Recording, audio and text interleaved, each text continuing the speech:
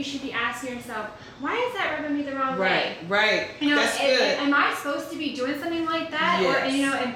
Or am I putting down my gift and calling? Am I supposed to be writing a book? Right. Maybe they are not doing what they're supposed to be doing. Come on. You know what I'm saying? So if something rubs you the wrong way, you need to ask yourself why. Right. Well, it's just like this election right now.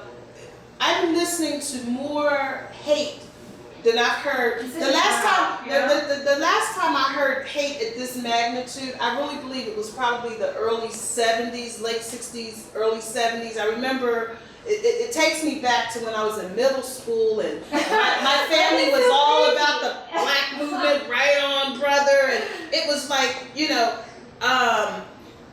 there was such an identity crisis going on. And here we are today in 2016 with the same issues, defamation of character, just slander and hate. It's just pure hate everywhere. It's dividing it's just a division. But I want to say today, young people are not falling for it. No.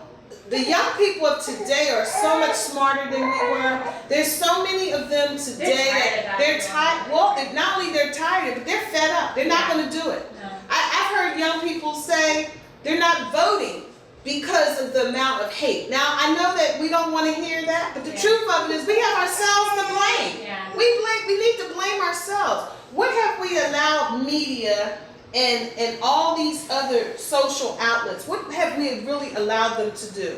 We've allowed them to literally destroy the fabric of our country. Yeah. We've allowed them to destroy just real good old-fashioned morals and values, and it's time to get back on track. And the truth of it is, our young people today said enough. They're willing to rebuild this thing from the ground up. And you know what?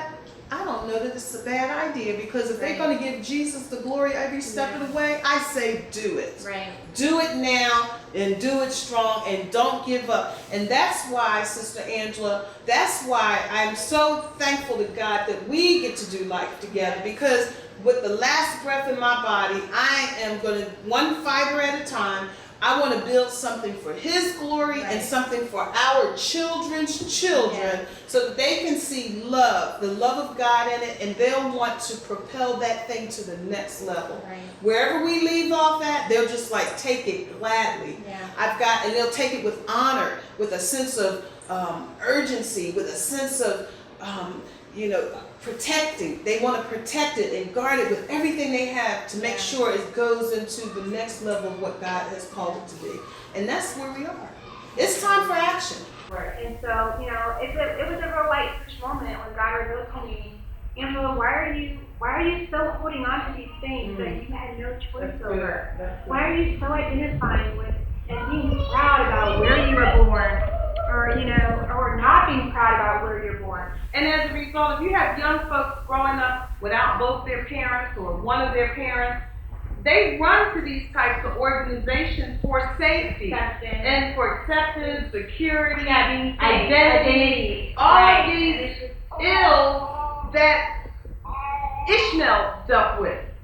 The very same types of pain that's real that Ishmael dealt with. Yeah, because I think there's a lot of pain associated with those three, wiki group ethnicities. Mm-hmm. There's so much pain, pain with that, with the color of your skin, your parents, where you're from, the town. But, what you're talking about, Ishmael syndrome, this is the first step in getting yourself healed and whole. Yeah. To take out that root. Right. So this is the first root that we're really wanting to deal with. You have to identify it. Because this is not your identity. It's not who you are. Right. Okay, so we want to hear from you. Click on the link at the bottom of the page. We'd like to hear exactly what you're thinking. What's your impression? What about this conversation we're having as far as your identity? What part of this does your thought process say? How can I identify with my destiny?